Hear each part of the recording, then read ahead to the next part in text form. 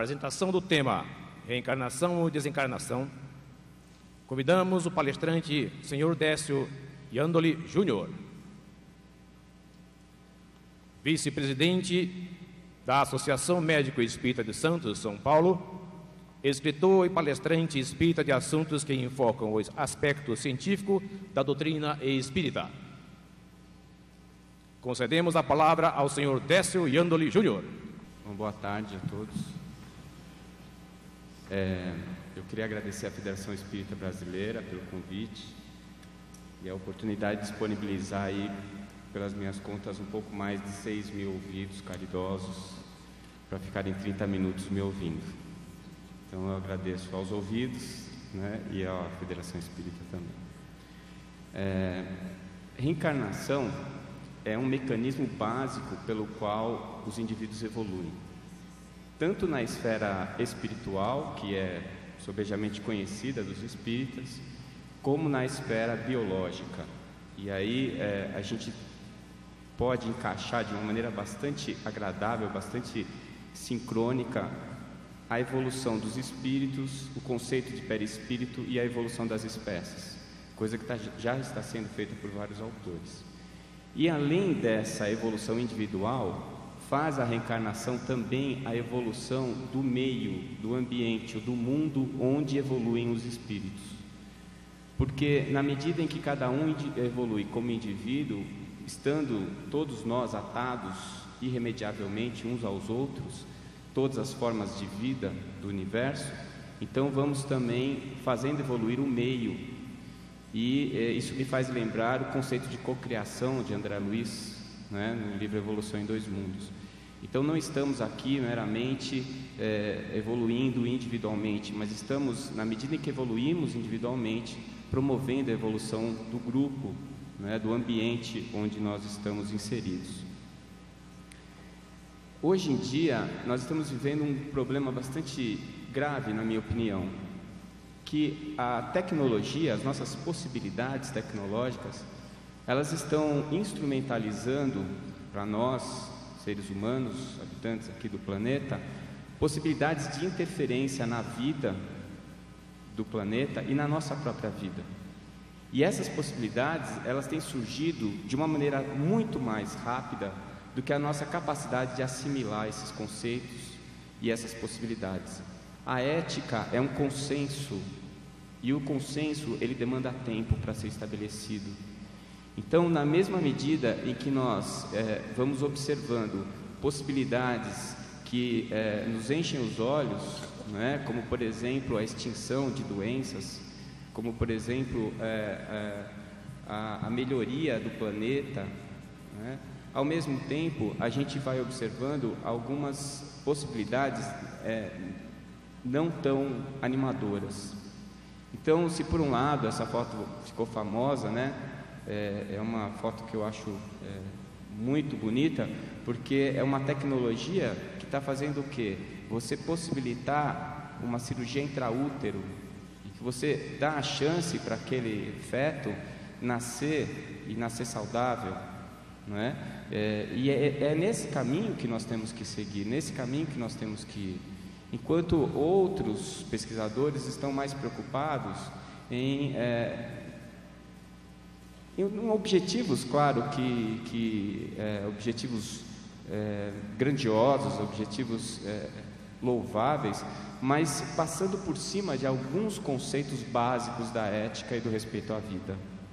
E é aí que nós temos que nos preocupar, nós como espíritas temos que nos preocupar, porque eu acho que o espiritismo ele tem um aspecto que é único e inédito até hoje, ainda que comemorando 150 anos, porque o espiritismo é a um só tempo ciência, filosofia e religião, e é tão inédito que até hoje existem muitos confrades espíritas que não conseguem compreender essa fusão. Ou eles colocam o espiritismo como ciência, ou como religião, ou como filosofia. As pessoas têm uma certa dificuldade, e é compreensível isso, porque não existe referência anterior, é só o espiritismo. Mas é exatamente essa característica de fusão de ciência, filosofia e religião que faz com que nós sejamos capazes de antecipar os conceitos éticos, de possibilitar uma orientação diante dessa velocidade assombrosa que a ciência tem trazido às nossas técnicas e às nossas possibilidades terapêuticas. Então, é em cima disso que eu acho que nós temos que nos concentrar, nós espíritas, desse tríplice aspecto. Quando eu vou falar de encarnação, a gente tem que falar do conceito de início da vida. E aí, quando começa a vida, eu coloquei entre parênteses encarnação. A questão 136 do Livro dos Espíritos nos diz o seguinte, é um trechinho apenas. Antes do nascimento não há ainda uma união definitiva entre alma e corpo. Eu grifei o definitiva porque tem alguns irmãos, alguns confrades espíritas, dizendo que Kardec diz que não havia encarnação antes do nascimento. Isso é um equívoco bastante lamentável, porque isso altera a base, do respeito à vida, e altera também muito do que foi dito depois de Kardec. E aí eu cito André Luiz em Missionários da Luz, quando ele explica com detalhes, aliás, detalhes que só André Luiz poderia dar, porque na época de Kardec a ciência não conhecia uma série de possibilidades que André Luiz já expunha, até alguns detalhes técnicos, científicos que anteciparam em 60 anos algumas descobertas da medicina. E ele diz lá que a encarnação inicia-se na fecundação e termina aos 7 anos de idade. Ora, não dá para a gente admitir que uma criança de 6 anos não está encarnada, né? Não dá para admitir. Não dá para admitir hoje, em plena época em que se estuda o psiquismo fetal através do ultrassom de 3D, em que você pode analisar a feição da criança e você pode inferir se ela está feliz, se ela não está, analisar comportamento. Existem dezenas de trabalhos nesse sentido. Você dizer que aquele feto é um monte de células ou que ele não está encarnado ainda. A verdade é que a encarnação é um processo, não é uma fronteira que é ultrapassada. É um processo que se inicia na fecundação, quando a gente tem o zigoto, que é a célula original, única, que nunca existiu e nunca vai existir nenhuma outra igual a ela. E esse zigoto vai evoluindo como mórula, blástula, neurula, se transforma em um feto e vai evoluindo, cresce, é uma criança e finalmente termina o seu processo de reencarnação aos 7 anos de idade. Quando que ocorreu a encarnação? Ela ocorreu durante este processo. Na verdade, se nós formos levar em conta não apenas o aspecto biológico, a encarnação começou antes da fecundação, porque existe uma aproximação do espírito, a miniaturização do espírito para ele poder se adaptar àquela célula ovo e uma série de outros elementos que estão bem descritos nos livros de André Luiz. Então, apesar de ser um processo, a gente sabe quando começa e a gente sabe quando termina. Isso eu acho muito importante.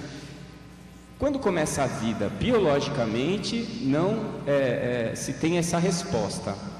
Mas, quando a gente vai estudar embriologia, e você pega um livro do Moore, por exemplo, que é um livro clássico, é uma referência, quem fez faculdade de área de saúde, estudou embriologia, estudou por esse livro, com certeza, você pega lá no primeiro capítulo, é o seguinte: o zigoto é uma célula resultante da fertilização de um ovócito por um espermatozoide e é o início de um ser humano. Isso está em qualquer livro de biologia, é a base da biologia e da embriologia. Agora eu pergunto, o que é que mudou? Houve alguma descoberta científica? A biologia mudou esse conceito? Alguma descoberta nova que faça com que a gente altere esse tipo de pensamento? Não. Nenhum dado científico até agora modificou isso. Então, se pelo Espiritismo a gente sabe que a reencarnação começa na fecundação, pela biologia e pela ciência clássica, nós temos a mesma referência. A vida, o ser humano, começa na fecundação. E fecundação é o momento da formação do zigoto, que é aquela célula que reúne metade da sua informação genética da mãe e metade da sua informação genética do pai. Em termos de espiritismo, nós sabemos, até por conta de algumas dúvidas que haviam sido lançadas, eu ouvi certa vez um colega dizer que o Chico tinha dito que os embriões congelados não tinham espíritos encarnados. E eu estava assistindo Pinga Fogo, maravilhoso, aliás, não é? E eu ouvi o Chico dizer com todas as letras lá, porque na época estava começando o bebê de proveta, e ele diz com todas as letras que ocorre sim a encarnação no laboratório, e mais, é mais fácil ocorrer a encarnação no laboratório porque não tem interferência do perispírito da mãe. Então, eu acho que não tem dúvidas de quando começa a encarnação, é na fecundação, e é o zigoto um ser encarnado. Agora, cientificamente, né, como é que a reencarnação é encarada?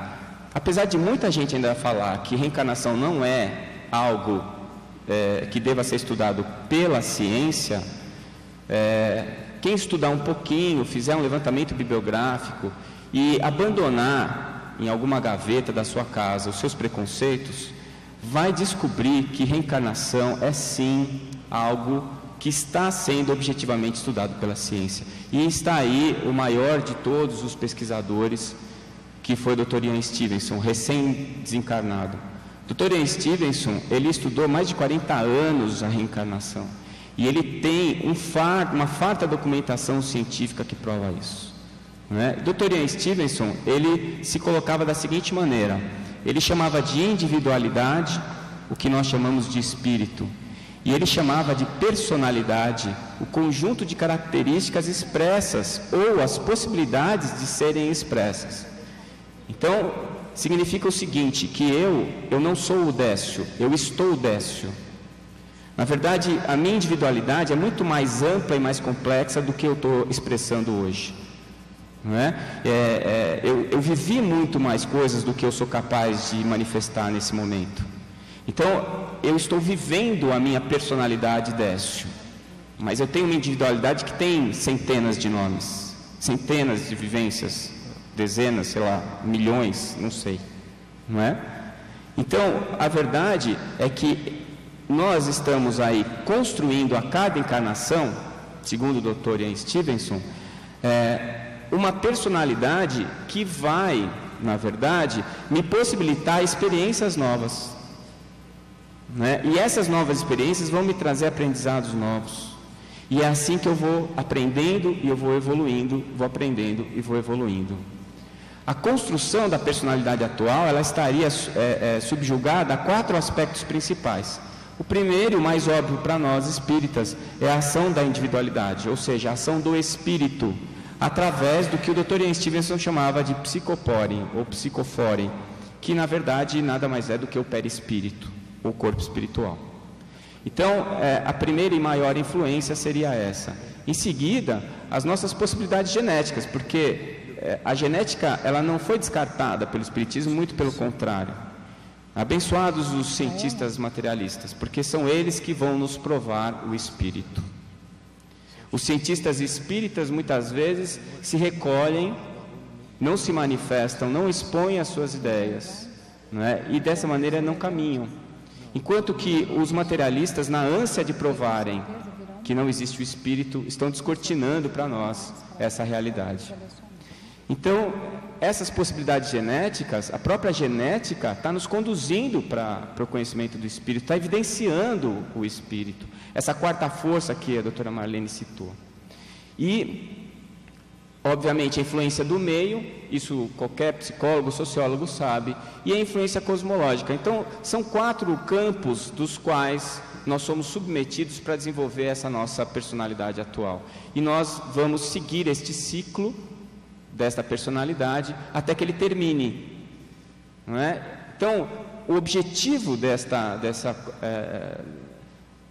união de possibilidades, desse filtro que é colocado sobre a nossa individualidade para permitir algumas possibilidades e não permitir outras, tem como objetivo a experiência, a vivência, e esta vivência que vai fazer com que nós possamos acrescentar aos nossos arquivos novas informações e novas possibilidades, até que esse ciclo termina, porque é um ciclo, e ele termina com a desencarnação. A desencarnação é também um processo, ela também não tem um limite claro, e ela é pior ainda do que a encarnação, porque na encarnação, biologicamente, a gente consegue estabelecer o início e o fim, a desencarnação não. A gente mal sabe se o indivíduo está morto ou não na beira de um leito na UTI, né? Então, é um processo bem mais complexo. E na questão 155, Kardec pergunta exatamente isso, se há uma linha de demarcação nítida entre a vida e a morte. E a resposta é muito clara: não. A alma se liberta gradualmente. Esses dois estados se tocam e se confundem. E aí, nós saímos de um dos aspectos éticos que eu acho fundamentais discutir hoje, que é quando começa a vida, porque isso está implícito na questão do aborto, está implícito na questão do uso de embriões, está implícito no uso de células-tronco, e nós vamos cair no outro extremo das nossas grandes dificuldades. Vocês repararam que hoje as nossas maiores dificuldades éticas são com relação ao início e ao final da vida? E vocês sabem por que isso? Porque a ciência materialista não define vida, porque vida não é material, então ela não consegue encaixar em lugar nenhum. A partir do momento que nós mudarmos o paradigma e passarmos a admitir o que não é material, e aqui o Sérgio Felipe já deixou bem claro isso, que a matéria na verdade não existe, é uma grande ilusão, é um grande buraco. Então, quando a gente começar a admitir, aí a gente vai começar a resolver essas questões, coisa que o Espiritismo já está antecipando há algum tempo. Então, há uma diferença muito grande entre morrer e desencarnar. A gente ainda não consegue nem definir quando o indivíduo morreu, quanto mais definir se ele desencarnou ou não. A questão 136 nos diz o seguinte: a vida orgânica pode animar um corpo sem alma, mas a alma não pode habitar um corpo privado de vida orgânica. O que significa isso? Eu posso ter um indivíduo ali na UTI, entubado, com drogas, recebendo uma série de medicações, e aquele corpo não ter mais uma encarnação, não ter mais um espírito encarnado. Ou seja, ele não morreu, mas já desencarnou. E pode acontecer o contrário. Você pode sofrer um acidente violento e morrer abruptamente. Isso não significa que você desencarnou. E você pode ficar desencarnando por anos, se você ainda estiver ligado ao plano físico. Então, morrer e desencarnar são duas coisas diferentes, e a gente mal se dá conta disso. Mal se dá conta disso.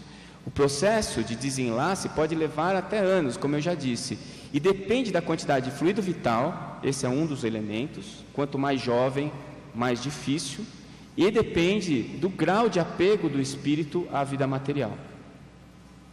Então, essa é uma questão que parece superficial, né? Que parece um detalhe, mas ela é fundamental. A doutora Marlene disse uma vez para a gente que o Chico falou para ela que morrer é fácil, difícil é desencarnar, né? Então eu acho que, como sempre, ele estava coberto de razão. E eu coloco essa frase para a gente meditar, né? O Sérgio Felipe deu uma fórmula de física para vocês levarem para casa para digerir. Eu estou dando uma coisa mais palatável. Vocês vão levar a frase do Chico para pensar, né? E a ciência, como é que ela vê a desencarnação? Até hoje, o conceito de morte é controverso. A gente está desenvolvendo técnicas de transplante e até hoje os neurocientistas discutem a morte encefálica.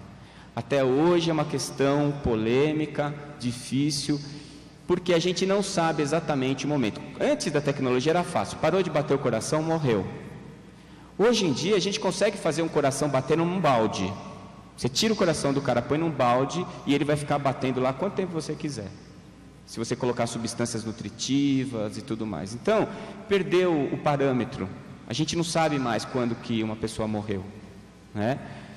A gente pode manter a vida orgânica quase que indefinidamente. E esse é que tem trazido, essa possibilidade é que tem trazido alguns problemas. Como é que a gente vai resolver isso? Eu não sei se dá para resolver agora, mas eu sei de algumas coisas que a gente tem que fazer agora. A primeira delas é o seguinte: enquanto você tiver vida, você não pode interromper ela propositadamente. Isso é uma coisa que vai contra o princípio básico de preservação da vida, de respeito à vida. Então, enquanto o indivíduo estiver vivo, ele não pode ter essa vida interrompida. Eu não posso desconectar esse espírito desse corpo físico. Aí está a terra esquiavo, que eu utilizei porque é um exemplo famoso, mas na minha opinião nem é um exemplo de eutanásia, porque ela morreu privada de água e alimento. Isso para mim já é homicídio, não é? É diferente de você ir lá e fazer um procedimento diferente no doente. Então, quando a gente fala de eutanásia, por exemplo, eu cito o exemplo do Mar Adentro, um filme que não sei quantos já assistiram, em que o indivíduo voluntariamente, ele quer interromper a sua vida, que é, na minha opinião, suicídio assistido, ou então aquela pessoa que tem a sua vida interrompida por medicação, por droga, pelo médico, para que ele pare de sofrer, entre aspas. Então, eu não consigo ver isso como uma coisa correta. E o outro lado é a distanásia, que é a obstinação terapêutica, que a gente vê todo dia nos hospitais no Brasil. Aquele indivíduo que está morto, muito provavelmente aquele espírito já nem está mais lá, já deve estar preparando a próxima encarnação e o corpo dele está lá, todo dia, não é? E drogas, e na verdade quem está sofrendo nessas situações é a família. E aquela coisa de não aceitar a morte, que vem muito da questão da formação do médico, né? Da onipotência médica, não aceitar a morte, porque morte é derrota, é perda. Então, fica se exagerando nas medidas terapêuticas e não deixa o indivíduo morrer, não deixa o indivíduo desencarnar. Isso também não está certo. Então, o que é que está certo? O que está certo é o que está no meio das duas coisas. Como tudo na vida, os extremos estão errados. Toda vez que a gente é radical, a gente está errando por princípio. E o que é a morte natural? A morte natural é o que fica entre a eutanásia e a distanásia. Você não vai antecipar a morte dele, mas você também não vai prolongar a vida de uma maneira irracional. Aí que entra o problema, porque na maioria das vezes a gente consegue ver isso com clareza, mas existem alguns casos em que essa fronteira é nebulosa, a gente não consegue saber. Você fica pensando, será que se eu fizer isso é eutanásia? Será que se eu fizer isso é distanásia? Porque às vezes você não sabe o que está acontecendo, não é? Porque você não sabe o que está acontecendo com aquele espírito, se ele já está desencarnado, se ele ainda não desencarnou, se tem alguma coisa ainda para ele fazer. E aí, infelizmente, neste processo de desencarne, a gente ainda não tem como resolver, a não ser utilizando a sensibilidade, não é? Nós espíritas temos essa possibilidade, os médicos espíritas podem fazer isso. Diante do leito, não sabe o que fazer, faz uma prece, pede para a espiritualidade e ela vem. Eu costumo dizer que é o bip mais rápido que eu conheço. Você bipa, imediatamente eles estão lá para te orientar, para te ajudar, não é? Por enquanto, vai chegar um dia que a gente vai ter uma máquina, né? O perispiritografia. Aí, em vez de você rezar, você chama o radiologista e fala, diz aí para mim se ele já desencarnou. Aí ele coloca lá numa máquina, tipo um tomógrafo, eu imagino, e ele vai dizer, não, o espírito está lá ainda, teve 40% de desencarne, 50%, então vamos esperar mais um pouquinho. Eu acho que a gente vai chegar lá. Eu acho que a nossa ciência materialista, ela está nos conduzindo exatamente para isso, como sempre conduziu a humanidade, não é? Independente dos cientistas serem preconceituosos, materialistas, espiritualistas, a ciência ela é maior que tudo isso, porque a ciência busca a verdade, e verdade só tem uma. E é por isso que nós, espíritas, temos essa vantagem, porque a religião também leva à verdade, busca a verdade, a filosofia também busca a verdade. Nós temos 3 caminhos, nós vamos mais rápido. Então, enquanto não chega o perispiritograma, a gente vai respeitar o que não pode ser cortado, o que deve ser desatado, não é? Paciência, respeitando a natureza, porque nascer e morrer são duas faces da mesma moeda. Tem até aquela musiquinha, né, que a Maria Rita canta, que foi entrada de uma novela lindíssima, que fala exatamente isso. São 2 lados da mesma viagem, não é? E aí eu vejo muito assim, quando a gente vai nascer, vai à luz, então a gente pequenininho, dentro do casulo, que é o útero materno, se desenvolve, vai crescendo aos poucos na sua histogênese, como disse André Luiz, e um belo dia, quando você estiver pronto, você vai sair do casulo, transformado. E quando você vai à luz, não vem, não é? É um processo semelhante, e que você também vai para um casulo, que você vai tecendo com sua matéria mental. Quem já acompanhou um desencarne, não é? Sabe disso. Primeiro você não anda mais, depois você não come mais. Aí você vai assumindo uma posição fetal, você vai ficando imóvel, não é? Você vai ficando parado. Na verdade, você está tecendo o seu casulo, você está fazendo o seu parto ao contrário. Você está indo para o outro lado, porque nós nascemos e morremos ao mesmo tempo. Quando você está nascendo aqui, você está morrendo lá. Quando você está nascendo lá, você está morrendo aqui, né? A gente faz como se fosse um portal transdimensional. Então você desaparece de um lado e aparece do outro. E eu vejo o parto também assim, né? O mesmo processo em sentidos opostos. Aqui eu usei o exemplo, né, da crisálida, da borboleta, que entra uma lagarta feia, peluda, e sai uma borboleta linda, que ficou imóvel, criou o seu casulo, e depois saiu um ser completamente renovado e transformado, né? E eu vejo a gestação também assim. A mãe é o casulo, a larvinha está lá dentro crescendo para se transformar em borboleta. Mas a gente não se dá conta que na hora de ir embora a gente também faz uma gestação. E felizes aqueles que têm alguém gestando por eles.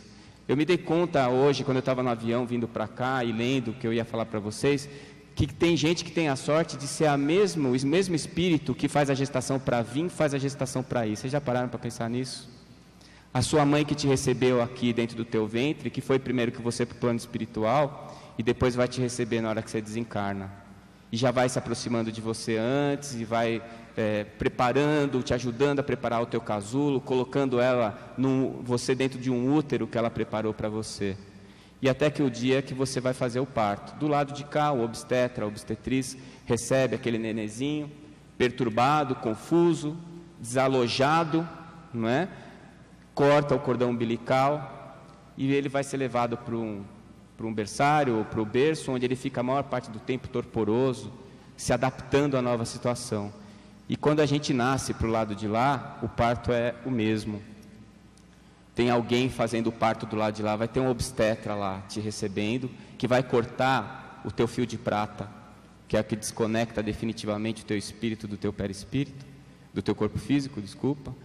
E vai ter alguém para te receber lá e te levar para um berço onde você vai passar um tempo torporoso, se adaptando à nova situação. Pode ser que eu esteja viajando muito, mas eu acho que é a mesma coisa, só que olhada no espelho. É a ida e a vinda. E aí, quando eu penso nisso, eu lembro dessa frase que é atribuída a Confúcio: feliz é aquele que ao nascer chora enquanto todos riem, e ao morrer ri enquanto todos choram. A gente só precisa se preocupar com o que a gente vai fazer entre a encarnação e a desencarnação. Muito obrigado.